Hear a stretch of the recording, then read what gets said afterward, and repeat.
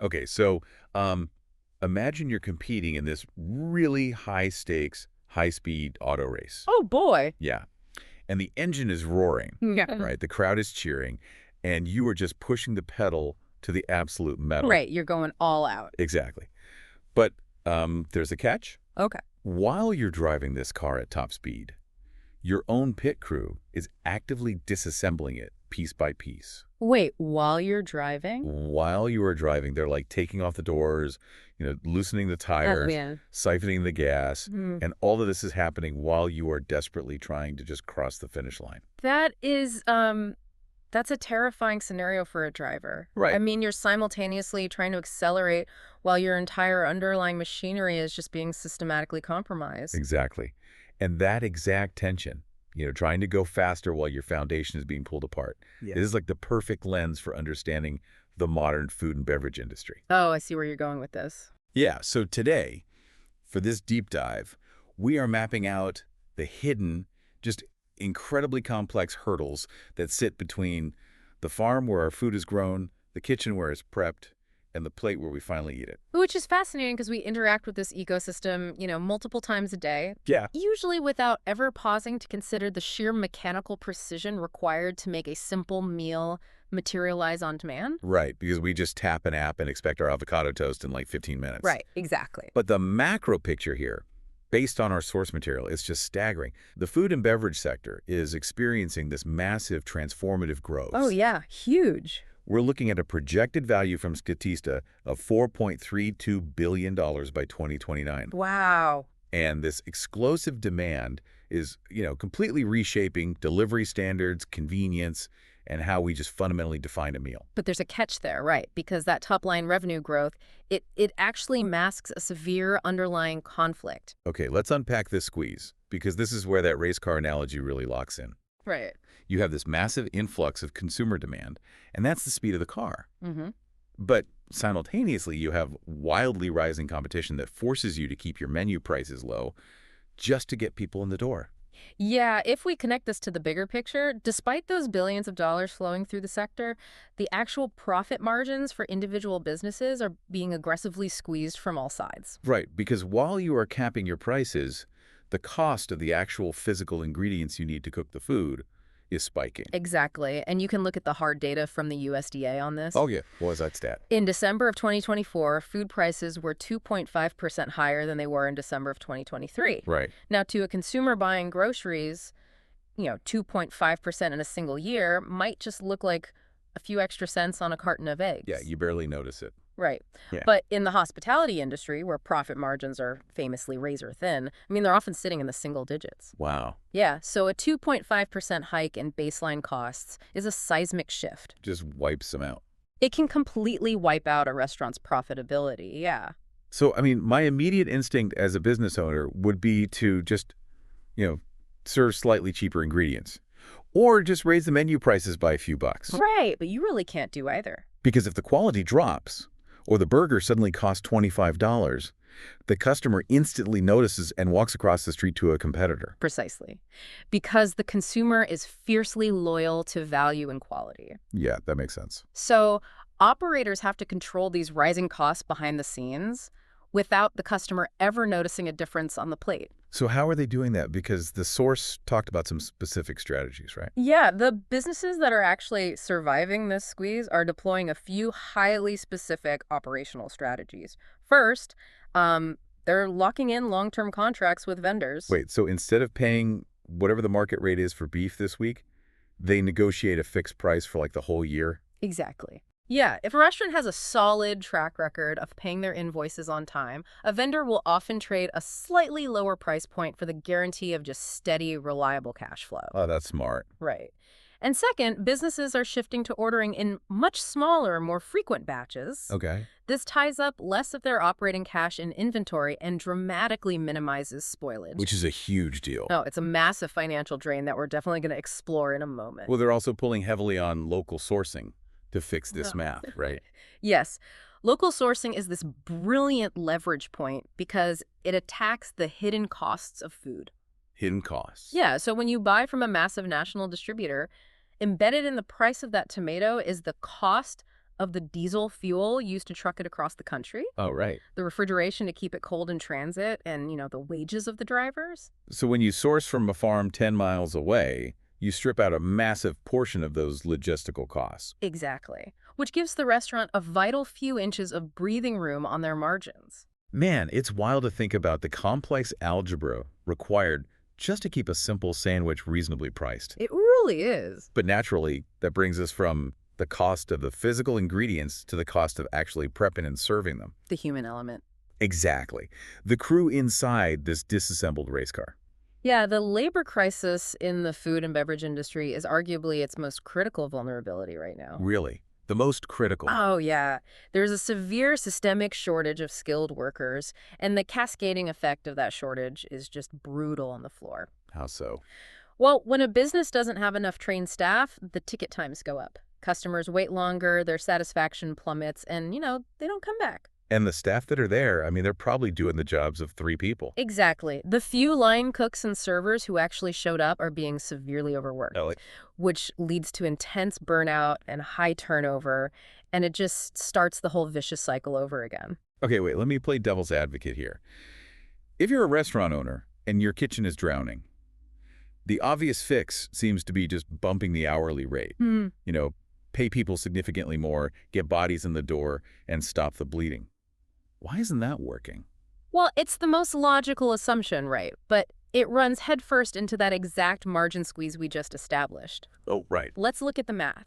If you hike your wages by 15% to attract staff, you immediately inflate your largest operational expense. And you're already absorbing that 2.5% inflation on your basic ingredients. Exactly. So the only way to pay those higher wages is to hike your menu prices. But raising prices drives customers away. Right. You end up with a fully staffed, well-paid kitchen and an empty dining room. Yikes. And I imagine you can't just, hire anyone off the street to fill out the schedule either. No, absolutely not. Because in this incredibly competitive landscape, poor service is a death sentence. Yeah, that makes sense. A completely untrained server or a line cook who doesn't know food safety protocols, they will damage a brand's reputation permanently on a busy Friday night. Wow.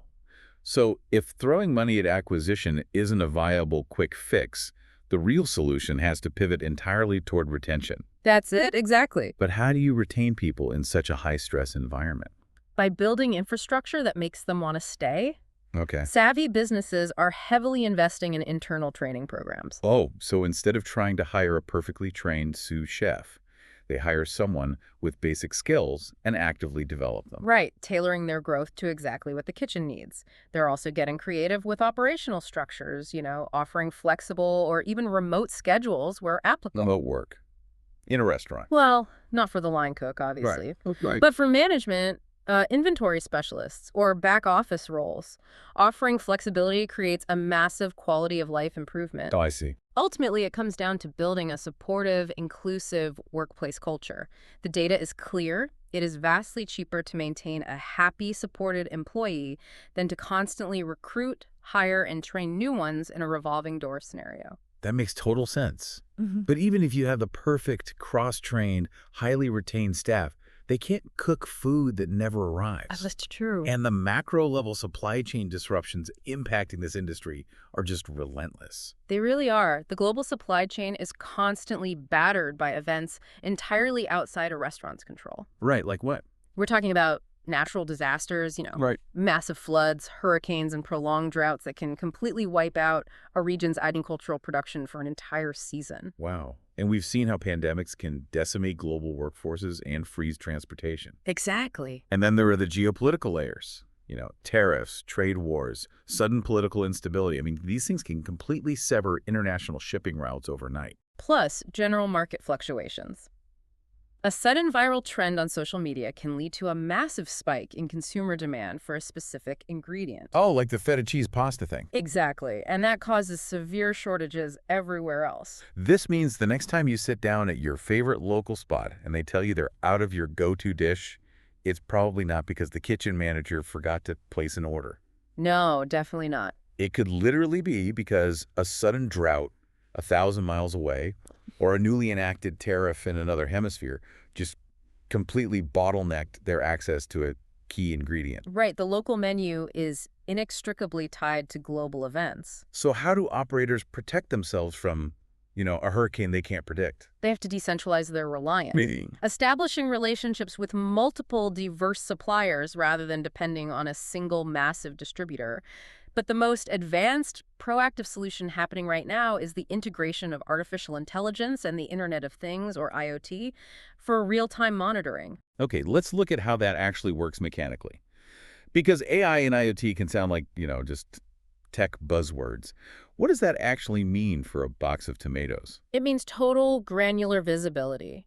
IoT refers to physical sensors placed inside shipping containers and delivery trucks. Oh, okay. These sensors monitor the exact location and internal temperature of the cargo in real time. So if a refrigeration unit on a truck fails, the system instantly flags it before the food spoils. Exactly. Meanwhile, predictive AI algorithms are analyzing global weather patterns, historical shipping data, and current geopolitical news. Wow. So the AI can essentially see a disruption coming before it hits the loading dock. That's exactly it. If the AI detects a high probability of a hurricane hitting a major agricultural hub in Florida next week, it will automatically alert the restaurant's purchasing system to immediately reroute their produce orders to a supplier in California. Ensuring the kitchen never actually runs out of stock. Yeah. Now here's where the operational mechanics get really fascinating.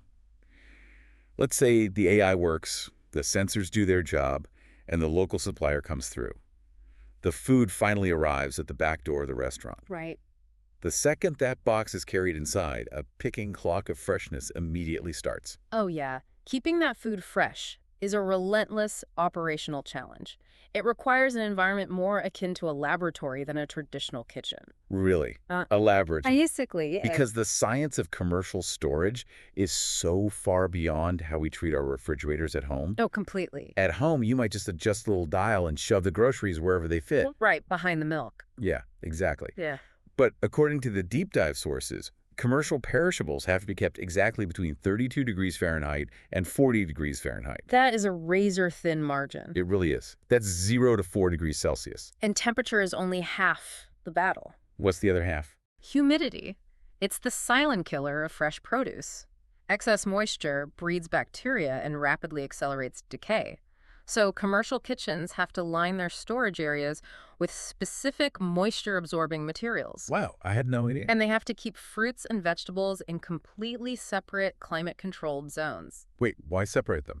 Because certain fruits release ethylene gas as they ripen, Okay. which will actively rot the vegetables stored right next to them. That is wild. And the cornerstone of all this, right, is the strict adherence to the FIFO method. First in, first out. Yeah, conceptually, FIFO is incredibly simple. When a new delivery arrives, you place it at the back of the shelf, physically forcing the kitchen staff to grab the older ingredients from the front so nothing sits long enough to expire. Makes sense. But implementing that flawlessly across a chaotic, high-volume kitchen during a dinner rush, that requires immense discipline and physical organization. Because when FIFO fails, the consequences are disastrous. Because if a tomato goes bad, it's not just a sad, mushy tomato. It represents a compounding financial and environmental toll. Oh, the sheer scale of the waste problem in the food and beverage industry is staggering. Millions of tons of food are thrown away annually. Millions. Yeah. And when that organic matter rots in landfills, it undergoes anaerobic decomposition. Right. It doesn't just safely turn into soil, it releases methane, which is an incredibly potent greenhouse gas that heavily accelerates climate change. And on top of the methane emissions, there's the invisible waste. Yes. When a kitchen throws away a spoiled steak or a wilted bag of spinach, they aren't just tossing the physical item. They are wasting the hundreds of gallons of fresh water used to grow it, the intensive human labor required to harvest it, and the diesel fuel burned to transport it. Exactly. For a business operating on those single-digit margins we talked about, throwing away food is literally taking dollar bills out of the cash register and putting them in the dumpster. It leads to higher disposal costs and usually stems from a failure in inventory management, simply over-purchasing. Addressing this is an absolute ethical imperative, but it is also an urgent matter of business survival. So how are they fighting this? Well, businesses are deploying some highly strategic countermeasures. They're using advanced demand forecasting technology to accurately predict exactly how much stock they need for a given Tuesday. Okay.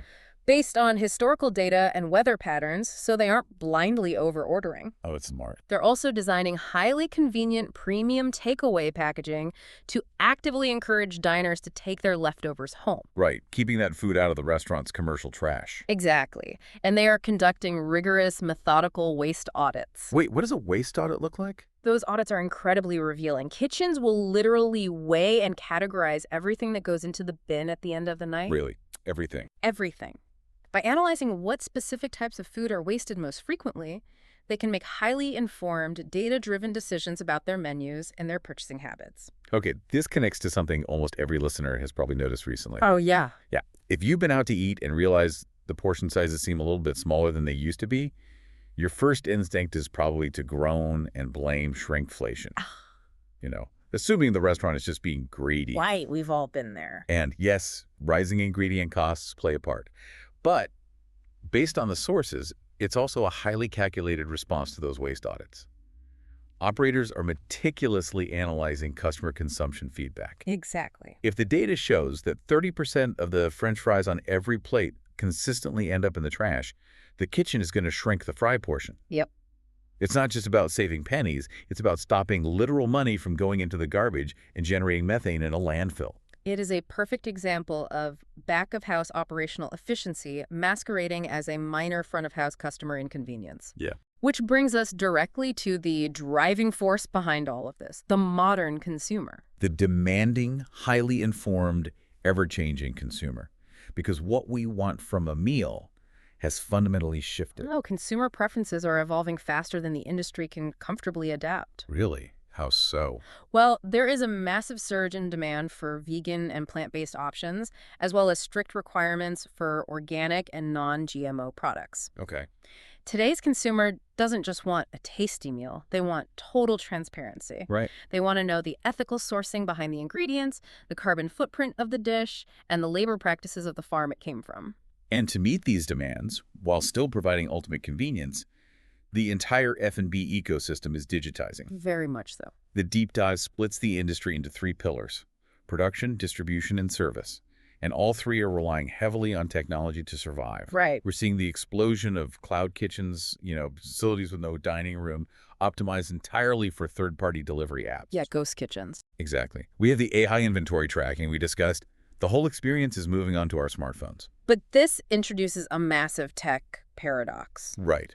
Okay, so what does this all mean for our privacy? Because ordering a simple burger on an app now requires me to hand over highly sensitive credit card information, my home address, my phone number, and real-time location tracking so they know when I pull up to the curb. Yeah, it's a lot of data. It really is. And this is a critical vulnerability. As the reliance on digital infrastructure increases, the risk of catastrophic data breaches skyrockets. Wow. Food and beverage companies can no longer afford to just act like hospitality businesses. They have to operate with the exact same rigorous security protocols as major tech companies. That is a massive operational pivot. A cafe owner who used to just worry about the price of coffee beans now has to defend against cyber attacks. It's a whole new world. How do they actually do that? It requires a complete overhaul of their vendor relationships. Businesses now must rigorously vet and select digital vendors that prioritize security compliance. They have to transition to cloud-based platforms with heavy built-in encryption to protect sensitive customer payment data. Right. They're being forced to perform regular, comprehensive cybersecurity audits, establish secure data backup routines in case of ransomware attacks, and even retain legal professionals to ensure they are complying with complex, evolving data privacy laws. That sounds incredibly expensive and complicated. It is, and crucially, they have to transparently communicate to the customer exactly how this mountain of personal data is being safeguarded. Man, if restaurants are fundamentally transforming into highly secure, data-driven tech companies just to survive today's margins, that totally changes what a restaurant looks like 10 years from now. Oh, completely. Based on the data, what are the mechanics of tomorrow's dining experience? The future trends are already moving from science fiction into active deployment. We're going to see a heavy reliance on physical automation and robotics. Robots. Yes. We're talking about robotic arms flawlessly flipping burgers, frying potatoes, and even assembling complex salads. This is a direct mechanical response to the severe labor shortages we discussed earlier. It reduces labor dependency while ensuring absolute consistency and quality. Okay, so robot chefs handle the back of the house.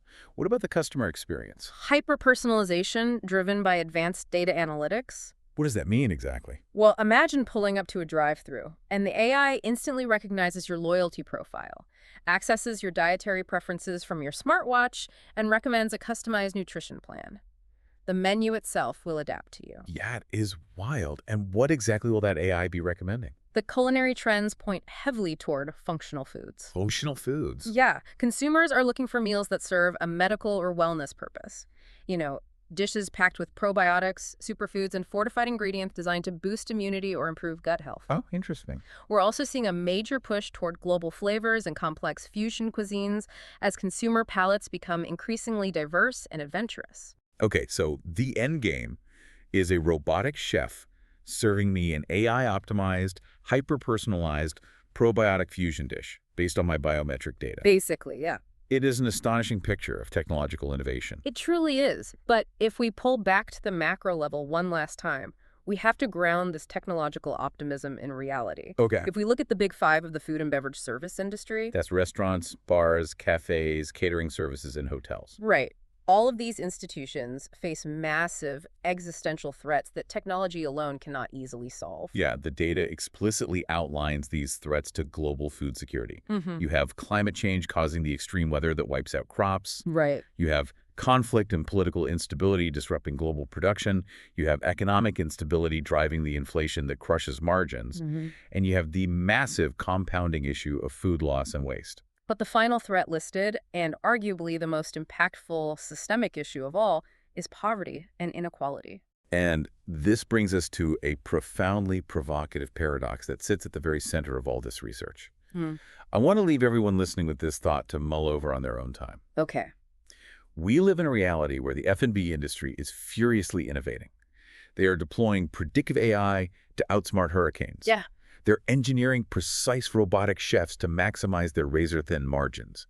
They're utilizing complex data models just to manage the massive mountains of food waste that are actively producing methane in our landfills. Yet, despite this absolute explosion of technological capability and wealth, the single biggest overarching issue with food globally remains food insecurity. Right. Millions upon millions of people lack access to sufficient, safe, and nutritious food simply due to systemic poverty, global conflict, and inefficient distribution networks. It's a staggering, heartbreaking imbalance.